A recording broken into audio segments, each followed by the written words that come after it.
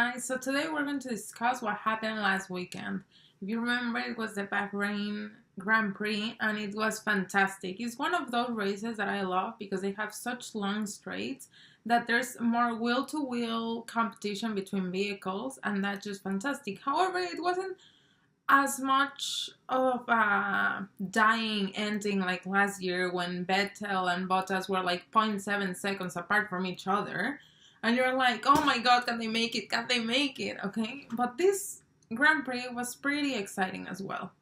Saturday, Leclerc scored his first pole of the season, so congrats on him. Vettel was second and third was Hamilton.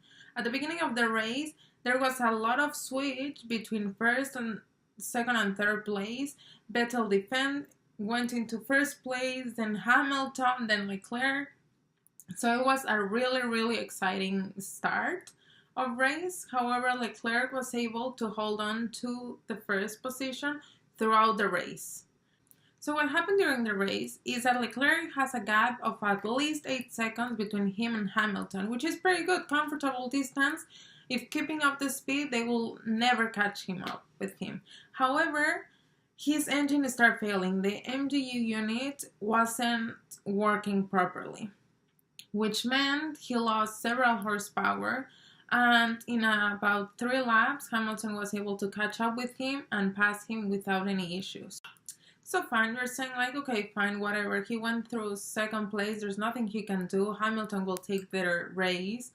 Leclerc will take second place and then Bottas. However, this wasn't the case. What happened is that the lead between Leclerc and Bottas was 30 seconds. This shrink.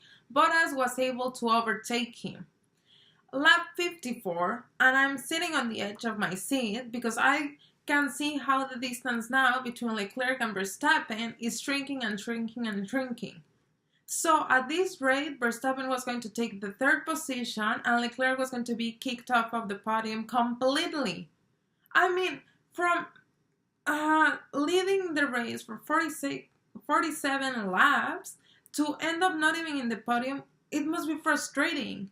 So I was like dying, to be honest, and waiting to see how the race was going to end.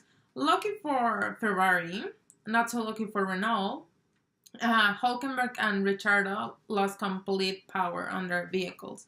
So they had to stop, and that's when they sent the safety car.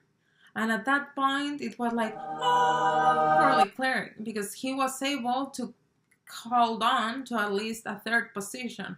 He was sad and disappointed, of course, but it was so nice of Hamilton to acknowledge that that was luck for them and that Leclerc should have been the winner of that race. Okay, so that happened to Leclerc, but what the heck happened to Vettel? Every time he's face to face with another one, wheel to wheel with another vehicle, he decides to push the vehicle to the limit, make a stupid mistake, and spin. So he's trying to defend his position with Hamilton. The situation is getting tense, and somehow he decided to lock on his wheels and spin. That gave Hamilton the lead, which honestly he didn't deserve. I thought it was going to be at least Leclerc first position versus Vettel second, and Hamilton and Bottas fighting for the third. So that mistake was huge, and honestly, Vettel needs to keep a hold on his nerves because this is like an amateur mistake. So as you can see, this is one of my favorite races. I love this race. It's so unpredictable. And who said Formula 1 was boring? Clearly, this was a great show. If you've never watched a race, you should watch at least the highlights for this one because it's amazing. So guys, that's it for today. Let me know if you have any comments. If you want to talk about something, just leave a comment below. And subscribe if you really like this show. Thank you.